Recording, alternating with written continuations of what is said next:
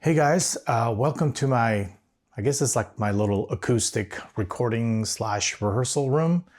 Want to just kind of show you guys around.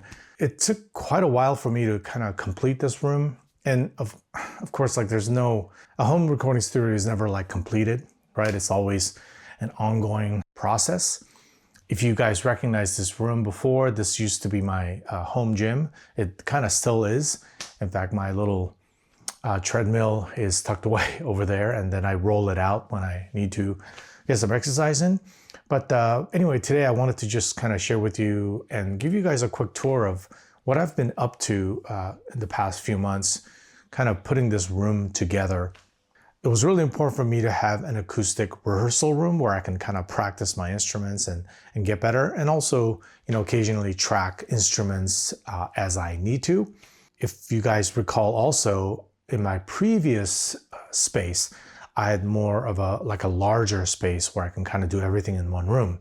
Where this new space, I moved here a few years ago, it's more like three small rooms. And so I had to kind of divide up the function of each of the smaller rooms into different things. And so this third room, which is like sort of the last room in the corner of the house, I decided to turn it into a rehearsal room that also can be kind of doubled as a tracking room of sorts.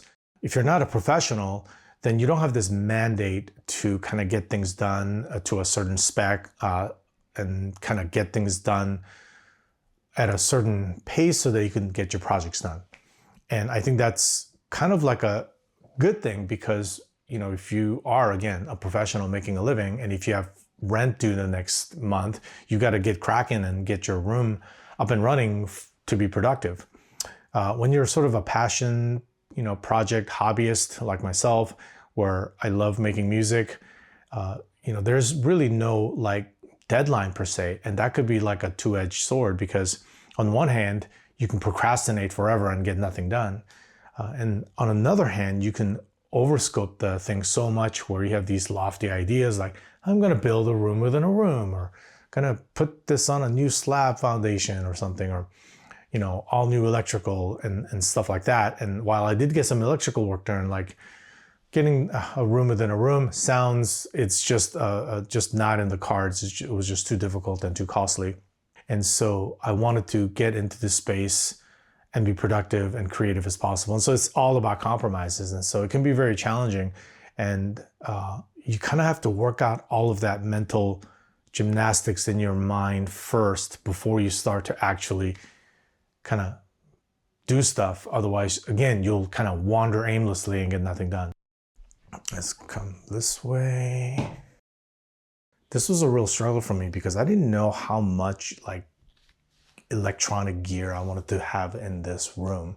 In the beginning, I didn't want any. I wanted to be all acoustic instruments with just a tape player or something, but that was not realistic, considering that I wanted to have a way to bring those instruments and those recordings into the computer, right? You just kind of have to have it. So I thought about a laptop, I thought about a bunch of other solutions, but I decided that the best thing to do was to just get a Mac Mini. And so this Mac Mini has Ableton and Logic loaded on there so that I can track if I need to.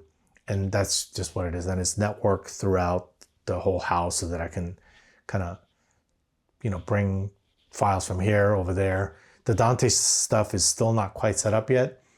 That probably will happen, but for right now, I decided that I need some kind of computer to track into as opposed to having a laptop or anything like that. I'm just kind of wandering around with.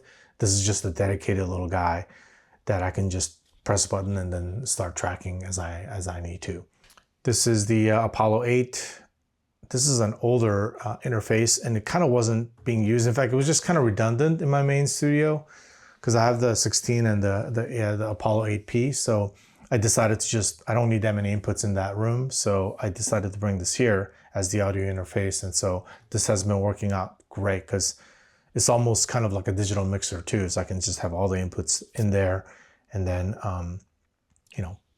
have a way to track it into the computer. It's got all my plugins in there as well. So I can use the the unison pre's to track stuff and all of that. And it's good to be able to use this in that capacity more. So I've got this little art interface down here, which is an XLR.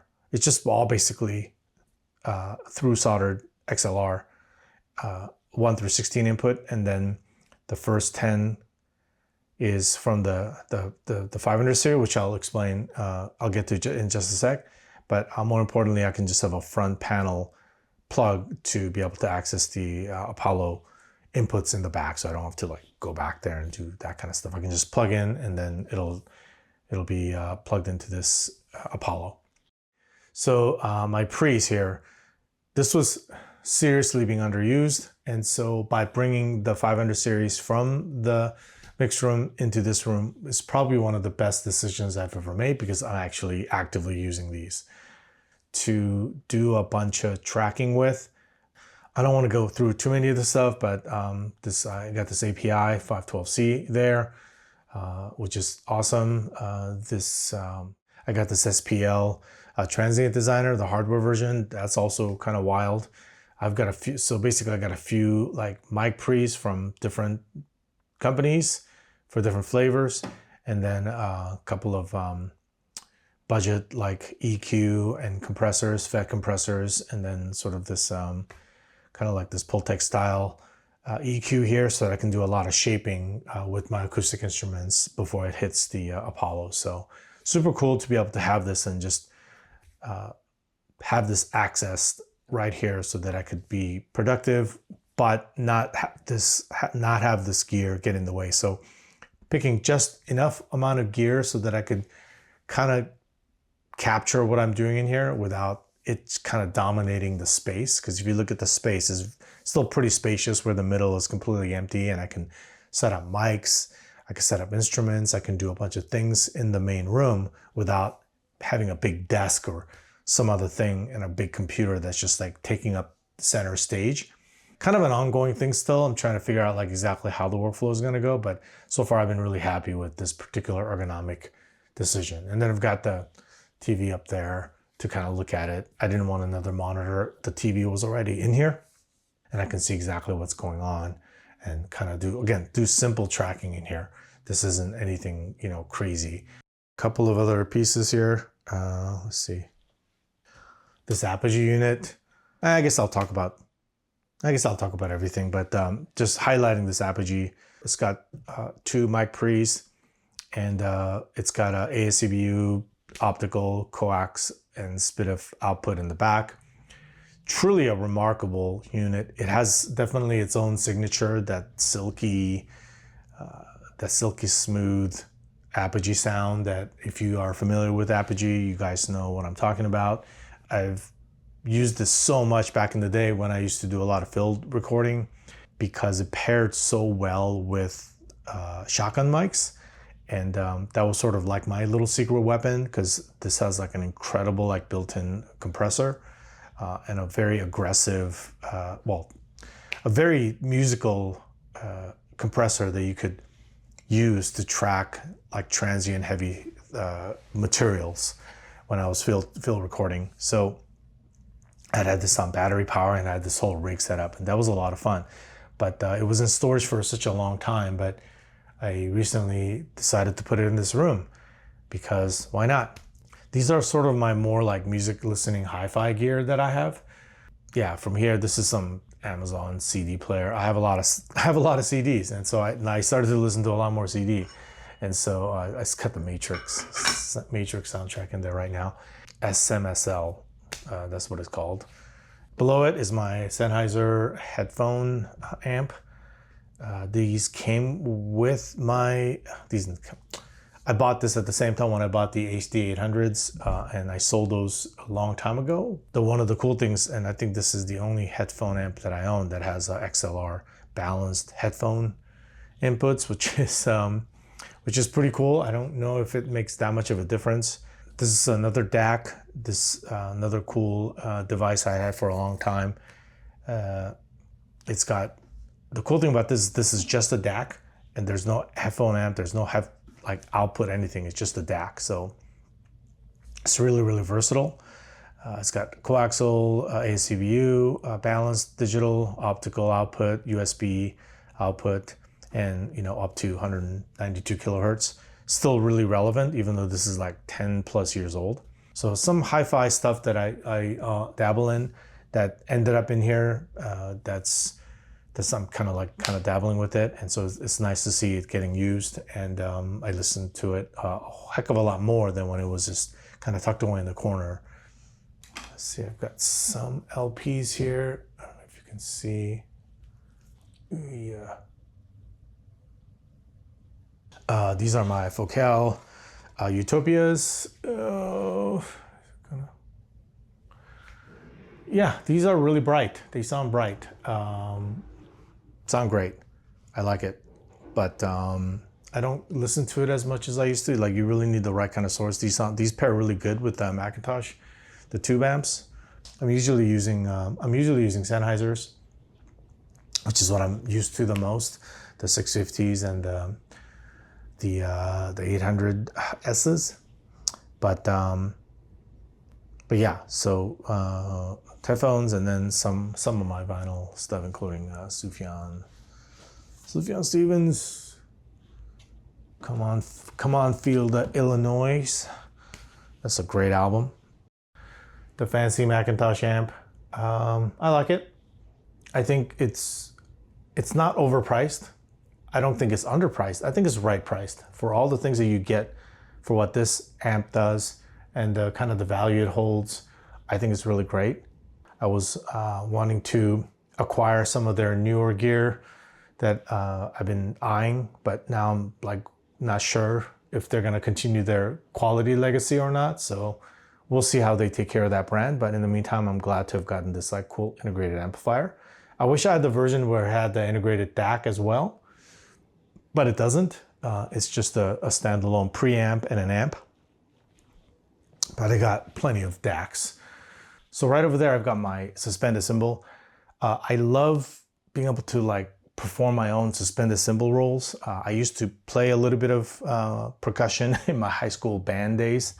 I always just found that cymbals and those kinds of like instruments have an incredible amount of detail, and I always wanted to track them kind of live on top of like samples and stuff like that. And so especially like suspended cymbals, the swells and the rolls and the scrapes and other kind of cool things you can do. It's just cool to just have it there so I can track it if I need to and just kind of sweeten what I have.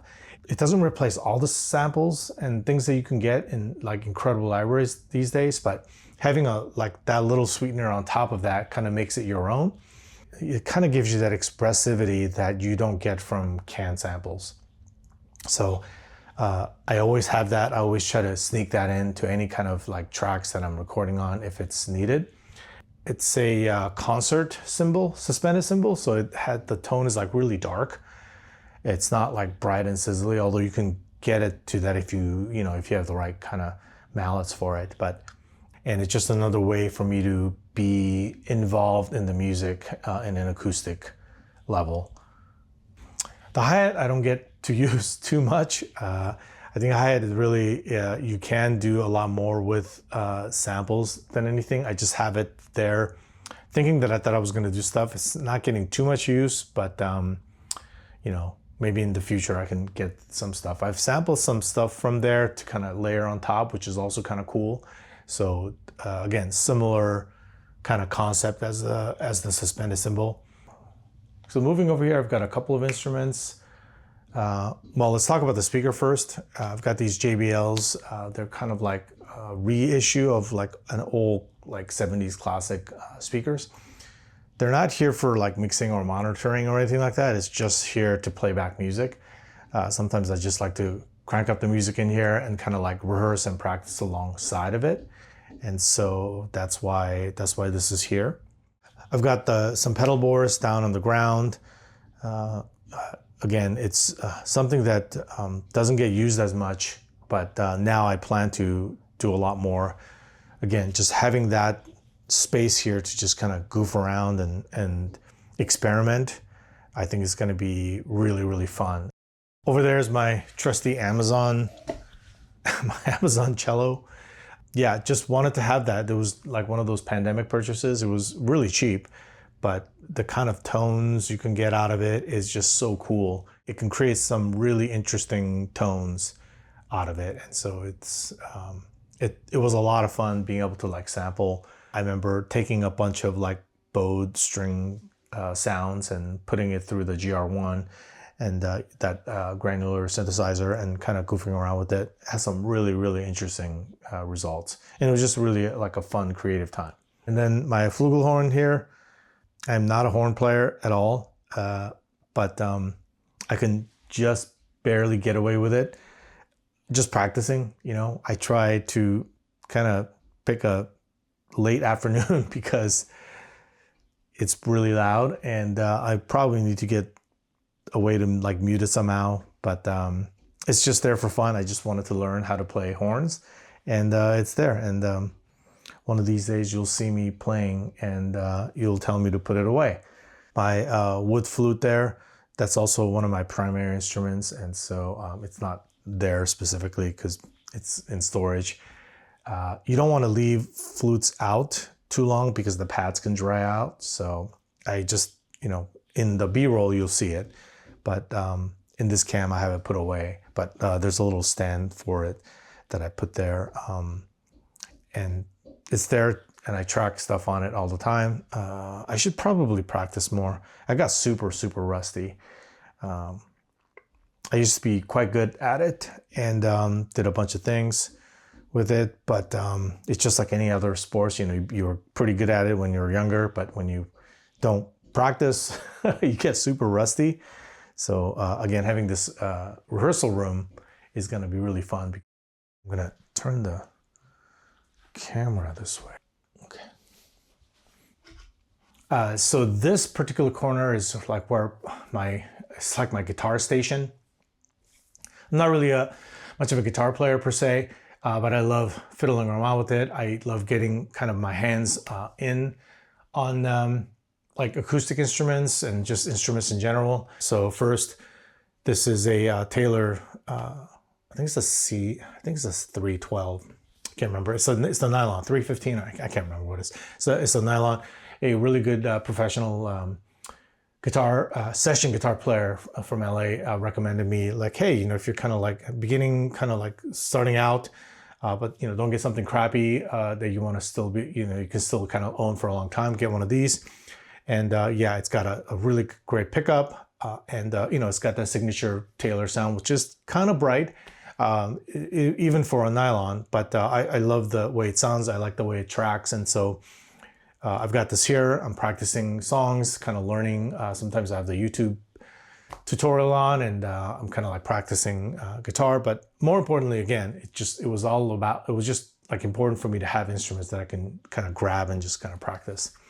I've got a few other acoustic guitars in the other room, but this is the one that's like kind of hanging out here for now. So I'm super happy with it, and it's like super fun playing with this guy.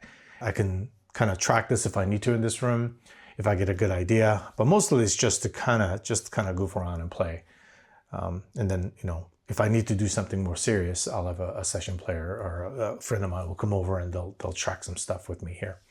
Oh, and then my bass, that's the only bass that I've ever owned. I've had a few on loan and stuff like that, but I sometimes can play just enough to be able to kind of, you know, be invisible without having to do crazy licks. I can't play like Red Hot Chili Peppers or anything like that, but I can do some stuff. And again, understanding how real bass guitars like sound and play just helps me to be able to write better for that instrument if I need to. And it's just super fun to kind of play around with it. They both need to be restrung probably. It's been a year plus, but yeah, I'll get to it one of these days. But right over here, I've got a couple of amps. These are just right now just for show. You know, they just get so like loud. It just you can't really have these in a home studio without just like, you know, getting the cops called on you or whatnot. It's just so loud. If I ever built a proper like amp closet or something, maybe I can have it. So it's just there for show. They sound really good. It gives me just enough of a taste to know what it's like for for a guitar that's being amped. Obviously, I've done a number of session work, but I've had such great engineers and other professionals doing a lot of that for me. Then now that I've got a little bit of a setup, it's super fun, not necessarily doing like tracking, but understanding how it works and doing more like experimental, like weird things with it. It's just really just for me to be in touch with instruments and more as an experimental piece, like, you know, having different mic positions and doing experiments, like putting this into the hallway and kind of like tracking weird feedback and stuff like that. That top unit is a Rupert Neve direct box. I love that thing. It sounds great. I've been using that a lot forever to track synths and other kinds of like rack mount gear, but now it's in here just in case I need to track any of the guitars. It's funny, when I started to build this room, one of the things that I really tried not to do is just like get too much gear. Like I already have so much gear as is. In fact, I think some of you in the comments, stop buying more gear. And that's actually true. So while I was super tempted to possibly invest in a Nord or anything that's a little more high end, because I'm a kind of a keyboard piano player by trade. And while I'm not like classically trained, I'm classically trained in woodwinds and other instruments, but piano was something that I picked up while studying orchestration in college.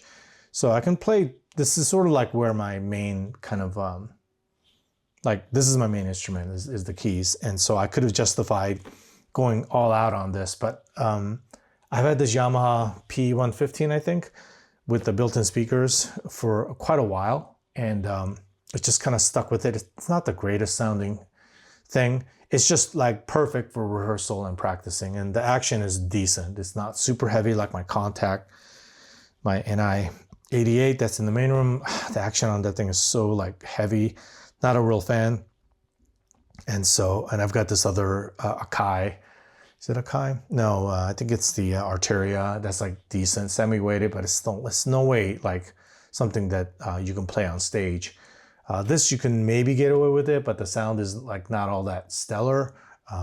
But it's just good enough for me to be able to come in and rehearse and do the things that I need to do. I think it's also a little bit lacking in voice count. So I can actually, if I do like really long sustained glissando kinds of stuff, the voice will cut out, but not enough that you'll really notice. You have to really push it to do that. Again, it was something that I took out of storage and I brought out. So it just gets a lot of use. And so whenever I'm kind of like itching for stuff, or if I'm just kind of bored, or if I'm uninspired, I'll just come in here and just kind of whack away. And this is the space that I've like really wanted to have something like this. And so without, buying anything new, I was able to repurpose it. I did buy this bench though on a blowout sale at Pottery Barn. This is not meant to be a piano bench, but it was just so cool. I thought to get it, and it was like really, really cheap. So I picked it up, and it's like real leather. Would I love to have an upright? Sure. I thought about it. I could have done it. I could have justified it, but not yet. Not yet. It's a whole other commitment. And so just tuning and just getting it up here. This is actually the second story. So like, there's some challenges there, and then just miking and one day. But for right now, like me waiting for that, then the room would have never been completed.